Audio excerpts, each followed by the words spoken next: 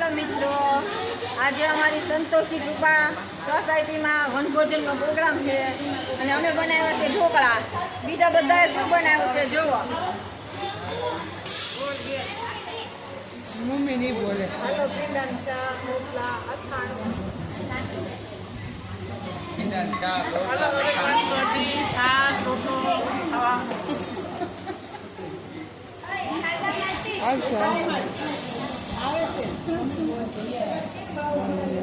જો ભીંડાનું શાક કર્યું છે, રોટલા બનાવ્યા છે, બટેકા પૌવા બનાવ્યા છે.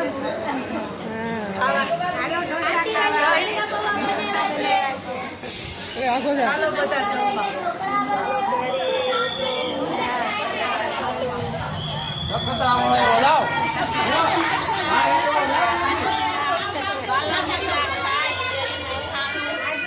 ચાલો તમે જમવા.